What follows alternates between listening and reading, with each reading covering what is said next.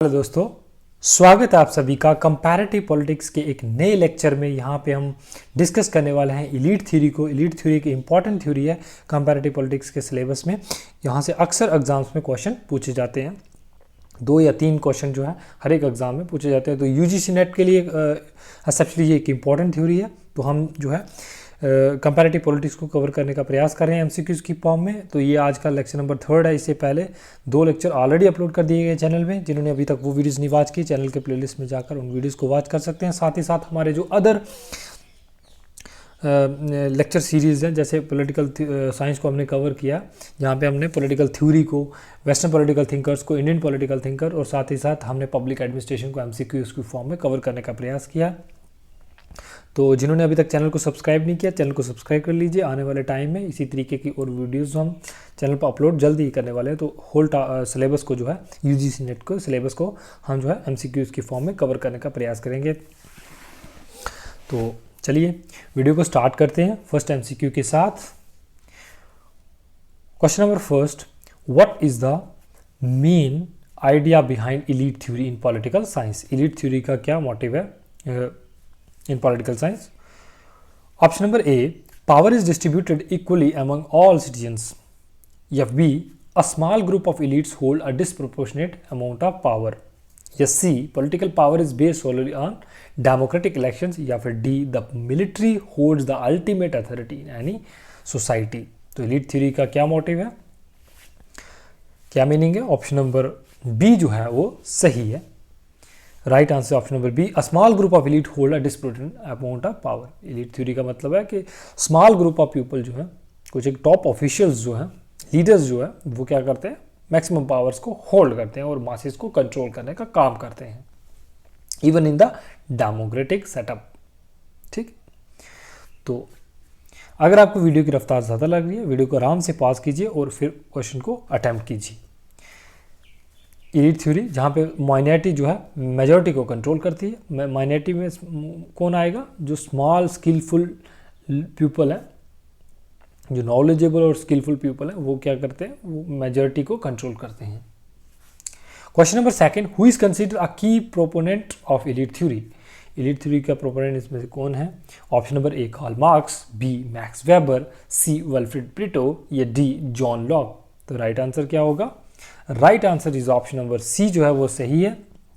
Wilfred प्लेटो जो है वो क्या है, वो एलीट थ्योरी के प्रोपोनेंट माने जाते हैं, जिनका एक इंपॉर्टेंट कंसेप्ट भी है, वो आगे हम डिस्कस करने वाले हैं। इन्होंने कौन सा कंसेप्ट दिया और इनकी किताब कौन सी है, तो उसको भी याद रखना है आपको।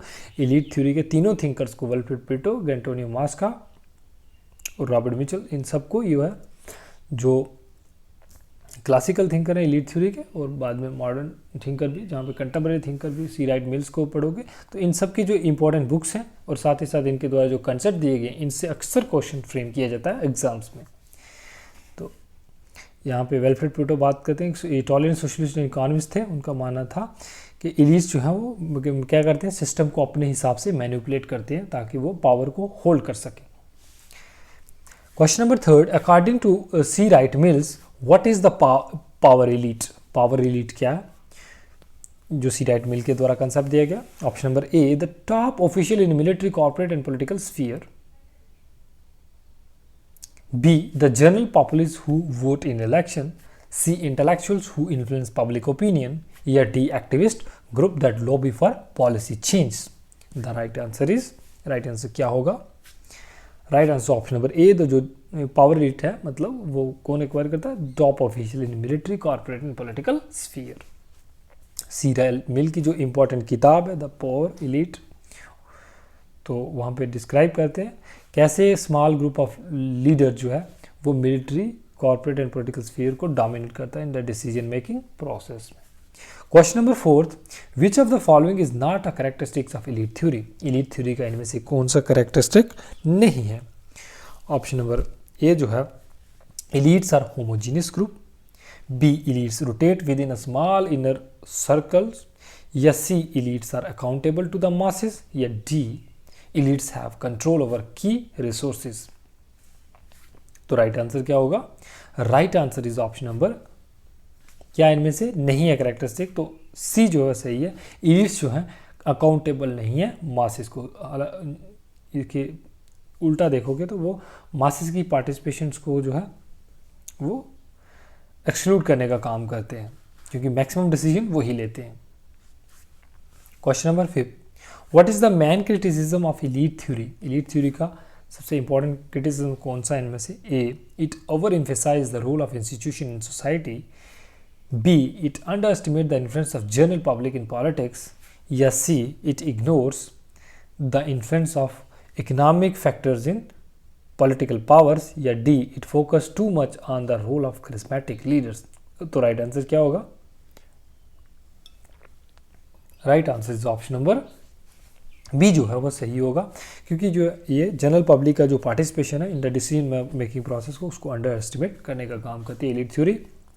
इनका मानना है कि रियल पावर जो है वो एग्जिस्ट करती है in the hands of few people. Question number 6, according to the elite theories what is the role of masses in a political system? Masses का क्या रोल है?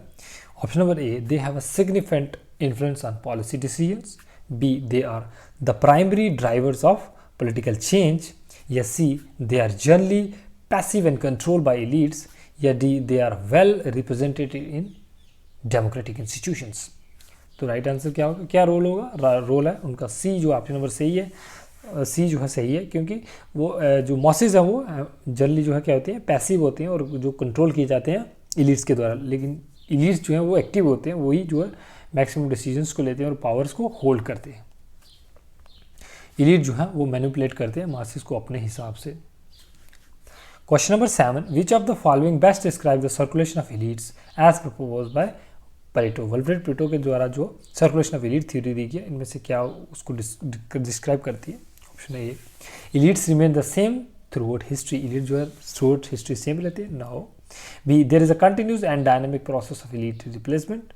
या सी, elites are only replaced through violent revolution. या D, new elites come from the lower classes through meritocratic process. क्या lower class से आते हैं? तो इनमें से सही आंसर क्या होगा? सही आंसर है ऑप्शन नंबर बी जो है वो सही है, क्योंकि इलीट्स जो है सर्कुलेशन ऑफ एलीट थ्योरी क्या डिस्क्राइब करती है कि there is a continuous dynamic process of elite replacement. Elite जो है कंटिन्यूसली रिप्लेस की जाते हैं, जो ओल्ड एलीट्स हैं उनको न्यू एलीट्स के द्वारा रिप्लेस किया जाता है। कंटिन्यू डायनेमिक प्रोसेस, ये विल्फ्रेड पेरेटो के द्वारा कंसेप्ट दिया गया उनकी किताब माइंड एंड सोसाइटी में। क्वेश्चन नंबर जो है ये 8 अब डिस्कस करने वाले हैं। अच्छा, अभी तक मेरी आपसे रिक्वेस्ट रहेगी, जिन्होंने अभी तक वीडियो को लाइक नहीं किया प्लीज़ लाइक कर दिए और चैनल को सब्सक्राइब करके रख लीजिए। इसी तरीके से हम कंपैरेटिव पॉलिटिक्स को कवर करने वाले हैं एमसीक्यूज़ की फॉर्म में, और साथ ही साथ जो हम इंटरनेशनल रिलेशंस को, पब्लिक पॉलिसीज़ को, गवर्नेंस सिस्टम्स को और पॉलिटिकल प्रोसेसेस इन इंडिया, मतलब जो इंडियन पॉलिटी है उसको भी हम एमसीक्यूज़ की फॉर्म में कवर करने वाले हैं। देखिए, हम एमसीक्यूज़ को सिर्फ करने का प्रयास नहीं करते, हम यहाँ पे डिटेल एक्सप्लेनेट करके उसको जो उसके साथ अदर ऑप्शंस है उसको भी डिस्कस करने का काम करते हैं। तो एक क्लैरिटी ऑफ कॉन्सेप्ट जो है यहाँ पे डिलीवर की जाती है एमसीक्यूज़ की फॉर्म में। तो आई होप आपको ये लेक्चर सीरीज़ इंपॉर्टेंट आपके लिए बेनिफिशियल रही। तो प्लीज़ आप कमेंट सेक्शन में मुझे बता सकते हैं अपने व्यूज़ वीडियो के बारे में। Question number 8, what concept did Gaetano Mosca contribute to elite theory? Gaetano Mosca का क्या कंट्रीब्यूशन है एलीट थ्योरी में? Option number A, the iron law of oligarchy. B, the power elites. C, the ruling class. या D, the concept hegemony. तो कौन सा concept जो है वो गेंटोनी मॉस्का के द्वारा दिया गया? Right answer option number C जो है सही है। द रूलिंग क्लास जो उनकी किताब है उसी में वो डिस्कस करते हैं, वो वहाँ पे वो डिस्कस करते हैं कि माइनॉरिटी जो है मेजॉरिटी को कैसे कंट्रोल करती है। ठीक। Question number 9, which of the following best describe the iron law of oligarchy? Iron law of oligarchy को कौन सी स्टेटमेंट जो है, कौन सा ऑप्शन जो है बेस्ट डिस्क्राइब करता है? Option number A, all organisations regardless of how democratic they are at the start will eventually and inevitably developed oligarchy tendencies. या B, only political parties tend to become oligarchy over time. या C, the law dictates that oligarchies can never be overthrown. या D, oligarchies are only formed in non-democratic societies. तो इनमें से क्या जो है describe करता है आयरन लॉ ऑफ ओलिगार्की को? तो right answer option number A जो है सही है। जितनी भी आप एलन लॉ ऑफ ऑलिगार्की कहता है कि जितनी भी ऑर्गेनाइजेशंस हैं चाहे वो डेमोक्रेटिक नेचर हैं, धीरे धीरे क्या होता है कि ये डेमोक्रेटिक नेचर की जो ऑर्गेनाइजेशन है ये भी धीरे धीरे ऑलिगार्की की तरफ मूव कर जाती हैं, क्योंकि यहाँ पे जो टॉप ऑफिशियल्स हैं वो धीरे धीरे मैक्सिमम पावर्स को एक्वायर कर लेते हैं, वही डिसीजन मेकिंग का काम करते हैं। ठीक है, ये रॉबर्ट मिचेल के द्वारा दिया गया। सर्कुलेशन ऑफ इलीट्स जो है विल्फ्रेड प्लेटो के द्वारा दिया गया। According to elite theory what is the relationship between elites and democracy? Elites और डेमोक्रेसी के बीच में क्या रिलेशनशिप है? Option number A, elites enhance democratic practice by providing leadership. B, elites undermine democracy by concentrating power. C, elites have no impact on democracy. D, elites only exist in non-democratic systems. Right answer क्या होगा? Right answer is option number B जो है सही है। Elite जो है वो democracy को अंडरमाइन करते हैं। कैसे? क्योंकि ये मैक्सिमम कंसंट्रेशन ऑफ पावर की बात करते हैं इन द हैंड्स ऑफ फ्यू। तो जबकि डेमोक्रेसी जो है वो पब्लिक पार्टिसिपेशन की बात करती है, उसमें भी विश्वास रखती है। तो ये दोनों के एक दूसरे के contradictory. Limiting to democratic participation and influencing of general population. Question number 11, who among the following is known for analysing the elite class within the context of capitalist system? इनमें से कौन से थिंकर जो है elite theory को capitalist system में implement करने का काम करते हैं, उसको डिस्कस करते हुए वहाँ पे इंप्लीमेंट करते हैं? Option number A, Antonio Gramsci. B, Karl Marx. C, John Stuart Mill. या D, Herbert Spencer. The right answer is option number B जो है सही है। कार्ल मार्क्स जो है डिस्कस करते हैं, एलीट थ्योरी को इंप्लीमेंट करने का काम करते हैं। कहाँ पे? कैपिटलिस्ट सिस्टम में। तो वहाँ पे मानते हैं कि बर्जियस क्लासेस जो है, कैपिटलिस्ट क्लास जो है वो जो मीन्स ऑफ प्रोडक्शन को होल्ड करती है, तो वो किसको होल्ड, पावर को करती है और कंट्रोल करने का काम करती है मासेस को, जहाँ पे वो नाम देते हैं वर्किंग क्लास को, प्रोलेटरेट को। और बर्जियस क्लास जो है प्रोलेटरेट को कंट्रोल करती है। तो बर्जियस क्लास जो है वो माइनॉरिटी है और प्रोलेटरेट जो है वो मेजॉरिटी है। तो माइनॉरिटी जो मेजॉरिटी को कंट्रोल करने का काम करती है। Question number 12, in elite theory what is meant by interlocking directories? Interlocking directories का क्या मतलब है? Option number A, networks of elites who control multiple institutions. B, a theory that elites do not interact with one another. या C, the legal requirement for forming a corporation. या D, the process by which elites are elected democratically. तो इनमें से क्या सही होगा? The right answer is option number A जो है वो सही है। जो इलीट जो है वो मल्टीपल इंस्टीट्यूशंस को होल्ड करते हैं, एक्वायर करते हैं, उसको रन करने का काम करते हैं, तो इसको इंटरलॉकिंग डायरेक्टरीज का नाम दिया गया। स्मॉल ग्रुप ऑफ एलीट जो है मल्टीपल इंस्टीट्यूशन को होल्ड करने का काम करते हैं, तो उसको इंटरलॉकिंग डायरेक्टरीज कहा गया। Question number 13, which of the following best describe the circulation of elite theory? इनमें से सर्कुलेशन ऑफ एलीट थ्योरी को क्या बेस्ट डिस्क्राइब करती है? कौन सा option? It suggest that elites remain static over time. B, it proposes a periodic and inevitable replacement of elites. या C, it denies the existence of elite in modern societies. या D, it claim that elites are solely chosen by democratic means. तो right answer क्या होगा? Right answer option number B जो है वो सही है, क्योंकि एलीट जो है पीरियडिकली क्या होते हैं and replace by replacement of elite, circulation of elite theory जो है इसको डिस्कस करती है।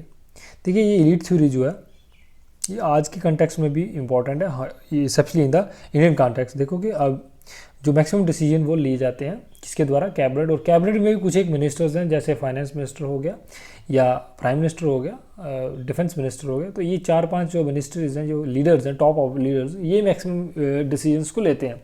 तो ये एलीट थ्योरी आज के कंटेक्स्ट में भी सूटेबल है। सर्कुलेशन एलीट थ्योरी जो है वो किसके द्वारा प्रपोज की गया? विल्फ्रेड प्लेटो के द्वारा। यहाँ पे बात करते हैं कि न्यू एलीट जो है ओल्ड एलीट्स को रिप्लेस करने का काम करते हैं, जबकि जो स्ट्रक्चर्स हैं वो रिमेन सेम रहते हैं। Question number 14, which thinker is associated with the book the ruling class and what is it's central theme? Ruling class जो किताब है वो किसके द्वारा लिखी गई और इसका क्या सेंट्रल थीम क्या? Option number A, Max Weber, bureaucratic efficiency. B, C, Wright Mills, the power elites. या C, Antonio Mosca, the inevitability of the elite rule. या D, Robert Michel, the iron law of oligarchy. The right answer is option number C जो है सही है। Antonio मास्का जो है ruling class जो उनके द्वारा किताब लिखी है, तो वहाँ पे वो डिस्कस करते हैं किसको, the inability to elite rule.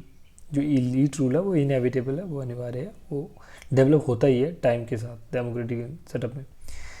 गेंटोनी मॉस्का in is book ruling class में वो डिस्कस करते हैं कि सोसाइटी जो है माइनॉरिटीज़ और मेजॉरिटी में डिवाइड होती है, जो माइनॉरिटी जो रूल करते हैं और मेजॉरिटी जो रूल किए जाते हैं।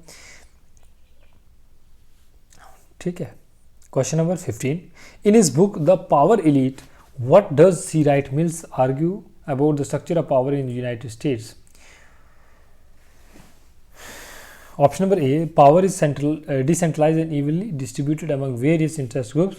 B, the power structure is fragmented and lack coordination. या C, a small cohesive elite group dominate the military, corporate and political sphere. या D, social movement hold significant power in shaping policies.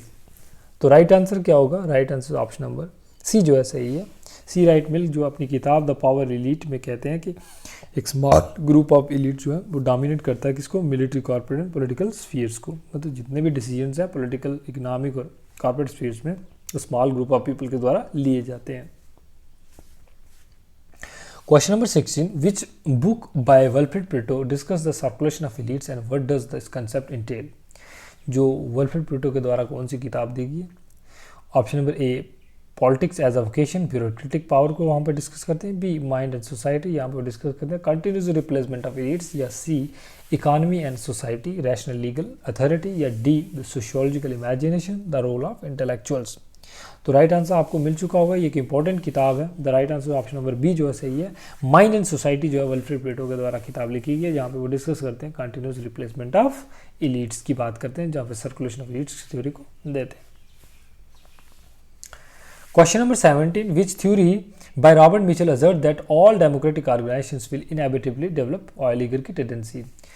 कौन से जो theory है या फिर concept है वहाँ पे जो रॉबर्ट मिचेल है वो डिस्कस करते हैं कि जितने भी डेमोक्रेटिक ऑर्गेनाइजेशंस हैं वो धीरे धीरे किसकी तरफ ग्रेजुअली मूव करती हैं, किसकी तरफ, ऑलिगार्की टेंडेंसीज की तरफ। क्यों?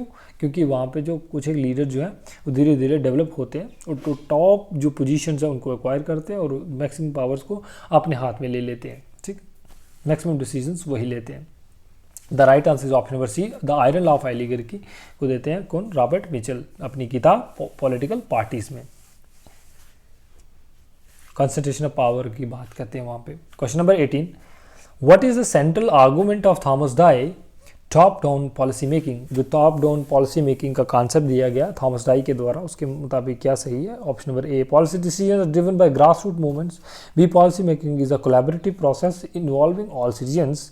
या C, policy decisions are primarily made by elites and imposed on the masses. या D, policy making is decentralised and spontaneous. तो क्या सही होगा टॉप डाउन के मुताबिक? टॉप डाउन पॉलिसी मेकिंग का जो कॉन्सेप्ट है उसके मुताबिक ऑप्शन नंबर सी जो है वो सही होगा। Policy decision primarily made bye, किसके द्वारा लिए जाते हैं? एलीट्स के द्वारा लिए जाते हैं और मासेस के ऊपर जो है उनको इम्प्लीमेंट किया जाता है। टॉप डाउन पॉलिसी मेकिंग आपको ऐसे भी पूछा जा सकता है किसका कॉन्सेप्ट है, तो थॉमस डाई का कॉन्सेप्ट है। Question number 19, which of the following concept is central to Max Weber's understanding of authority and its relation to elite theory.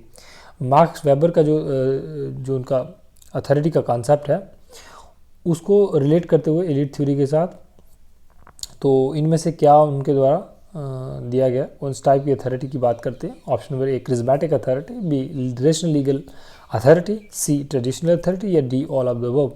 तो राइट आंसर क्या होगा? Right answer option number D जो है वो सही है।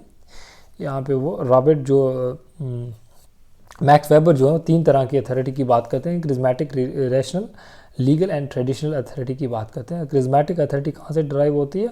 जो भी लीडर्स की जो व्यक्तित्व है वहाँ से वो ड्राइव करती है, जो उसकी पर्सनैलिटी है वहाँ से ड्राइव होती है। और रैशनल लीगल अथॉरिटी जो है वो जो लीगल रूल्स एंड रेगुलेशंस है वहाँ से ड्राइव की जाती है। और ट्रेडिशनल अथॉरिटी जो है जो भी हमारे कस्टम्स एंड रिचुअल्स हैं, प्रैक्टिसेस हैं, वहाँ से ड्राइव की जाती है। तो मैक्स वेबर कहते हैं आप इनमें से किसी भी टाइप की अथॉरिटी को यूज़ करके जो है एलीट जो है वो मासेस को कंट्रोल कर सकते हैं। Question number 20, which thinker is known for the book democracy and its critic and how does it relate to elite theory. Democracy and critic जो किताब है ये क्रिटिसाइज करने का काम करती है एलीट थ्योरी का। तो ये किसके द्वारा दी गई है? Option number A Robert Dahl, critic the concentration of power in the elites. B Antonio Giddens, focus on the role of modernity. C Jurgen Habermas, discuss communicative action. या D Samuel Martin Lipset, analysing the conditions for democracy. तो right answer क्या होगा? Right answer अभी तक आपको मिल चुका होगा, ऑप्शन नंबर ए जो है सही है। रॉबर्ट डॉल जो है उनके द्वारा लिखी गई है डेमोक्रेसी एंड इट्स क्रिटिक्स। तो यहाँ पे वो डिस्कस करते हैं, क्रिटिसाइज करते हैं किसको? Concentration of power in the hands of elites. ठीक है, 1989 में। ठीक है, यहाँ पे वो प्लूरलिस्टिक डिस्ट्रीब्यूशन ऑफ पावर की बात करते हैं, उनके पॉलियार्की को सपोर्ट करते हैं। Question number 21, what is the primary focus of G William Domhoff book who rule America? जो हु रूल अमेरिका किताब है विलियम डमहॉफ की, तो वहाँ पे वो क्या डिस्कस करते हैं? Option number A the democratic participation of citizen in politics. B the influence of grass root movement and policy. C concentration of power among the American elites। या D the role of international organization in US politics. तो right answer क्या होगा? Right answer option number C जो है वो सही है, क्योंकि यहाँ पे वो डिस्कस करते हैं concentration of power among the American elites. तो आपको याद रखना जी विलियम डमहॉफ की कौन सी किताब है? Who rules America. Question number 22, what concept did Herbert Marcuse introduce to explain the domination of elite in capitalist society? Harvard Marcus के द्वारा कौन सा कंसेप्ट दिया गया जहाँ पे वो बात करते हैं कि एलिट जो है डोमिनेट करते हैं कैपिटलिस्ट सोसाइटीज़ को? ए ब्यूरोक्रेटिक रैशनैलिटी के माध्यम से, बी टेक्नोलॉजिकल रैशनैलिटी के, या सी सोशल कॉन्ट्रैक्ट के माध्यम से, या डी पावर एलिट्स के द्वारा। तो right answer is option number B जो है टेक्नोलॉजिकल रैशनैलिटी के को यूज़ करके जो है एलिट्स जो है कैपिटलिस्ट सोसाइटी को कंट्रोल करते हैं। हर्बर्ट मार्क्यूस की इंपॉर्टेंट किताब है वन डायमेंशन मैन, यहाँ पे वो टेक्नोलॉजिकल रैशनैलिटी की बात करते हैं। उनके मुताबिक जो टेक्नोलॉजिकल एडवांसमेंट है वो एलीट यूज़ करते हैं to control and manipulate society, manipulating the dominance and protecting the capitalist system. Capitalist system को कंट्रोल करने का काम करते हैं by using technological rationality. Question number 23, which thinker is known for his theory of managerial elite in the context of corporate power?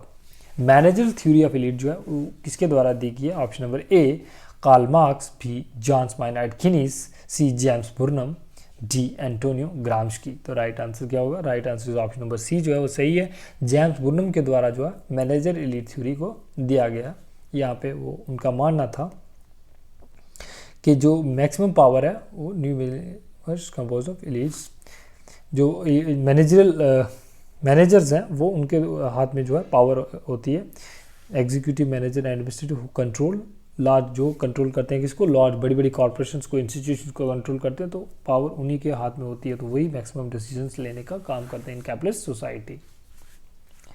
Question number 24, in capitalism and freedom, जो किताब है capitalism and freedom, how does Milton Friedman views the role of elite in a free market economy? पहले तो आपको याद रखना है कि कैपिटलिज्म ऑफ फ्रीडम जो किताब है वो किसके द्वारा लिखी गई है? Milton Friedman.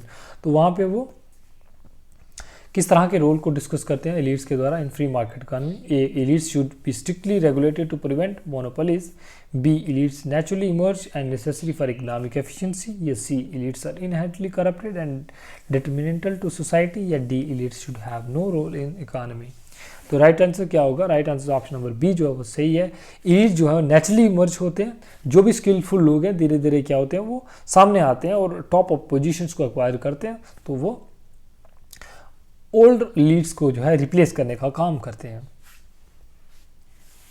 In capitalism freedom, Milton Friedman argue that elites naturally emerge in a free market due to their skills, innovation और इंटरप्रेन्योर्स एबिलिटीज। जो उनके अंदर स्किल्स हैं, इनोवेशंस की क्वालिटी है और इंटरप्रेन्योर एबिलिटीज़ है, इसके कारण वो फ्री मार्केट इकोनॉमी में अपना दो डोमिनेंस को विस्थापित करते हैं। He views that these elites are necessary for economy efficiency. ये इकोनॉमी के लिए अच्छा होते हैं ये लोग। Overall societal prosperity and minimal government interventions. ये क्वेश्चन नंबर 24 है। What did Antonio Gramsci mean by cultural hegemony? उनके द्वारा जो कल्चरल हेजमोनी का कंसेप्ट दिया गया उसका क्या मतलब है? And how does it relate to elite theory? ये एलीट थ्योरी के साथ किस तरह से रिलेट करता है। और A dominance through military force, B the control of cultural institution by lead to maintain power, C the spread of elite culture among the masses, या D the inevitable rise of new cultural leaders. तो क्या right answer होगा? Cultural hegemony का क्या मतलब है grams के मतलब, जहाँ पे पावर जो है वो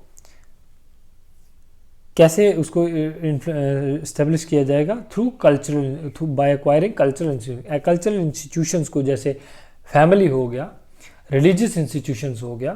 तो इन सभी जो कल्चरल इंस्टीट्यूशंस हैं इनको एक्वायर करके तो यहाँ से अपनी पावर को मेंटेन करना, तो ये एक लेजिटिमेट सोर्स ऑफ पावर माना जाता है एंटोनी ग्राम्स्की के द्वारा। तो जैसे आज भी हम जो है लीडर्स जो है यूज़ करते हैं किसका, इन जो कल्चरल इंस्टीट्यूशन जैसे रिलीजियस का यूज़ करके तो पावर को होल्ड करने का काम करते हैं, लोगों को रन करने का, मासेस को रन करने का, मैनिपुलेट करने का काम करते हैं। तो एंटोनी ग्राम्स्की की जो कंसेप्ट है कल्चरल हेजेमोनी, ठीक है, वे elite maintain power by controlling cultural institution, ऐसे कल्चरल इंस्टीट्यूशंस को जैसे एजुकेशन हो गया, मीडिया हो गया, रिलीजन हो गया, वहाँ उसको कंट्रोल करते हैं। और क्या करते हैं, जो कल्चरल नॉर्म्स एंड वैल्यूज का यूज़ करके जो है मासेस को जो है secure the consent of masses की कंसेंट को एक्वायर करते हैं and ensure the stability of the dominance and reducing the likelihood of resistance, जो उनके खिलाफ जो रेजिस्टेंस है उसको कम करने का काम करते हैं। ठीक, तो ये आज का लास्ट क्वेश्चन था। आई होप वीडियो आपको अच्छी लगी होगी। कैसी लगी वीडियो कमेंट सेक्शन में जरूर बताएं, और जिन्होंने अभी तक चैनल को सब्सक्राइब नहीं किया प्लीज़ चैनल को सब्सक्राइब कर लीजिए, और साथ ही साथ अगर वीडियो अच्छी लगी है तो लाइक कर दीजिए, अगर नहीं अच्छी लगी तो डिसलाइक कीजिए, और अपना फीडबैक जो है नीचे कमेंट सेक्शन में ज़रूर छोड़ के जाइए, जिससे मेरे को मालूम पता चल सकता है तो मेरी जो पढ़ाने की अप्रोच है वो किस तरह की है, और मुझे कौन से चेंजेस लाने हैं नेक्स्ट फर्दर वीडियोज़ में। तो किस तरह की वीडियो चाहिए ज़रूर आप कमेंट सेक्शन में बताइए। Thanks for watching.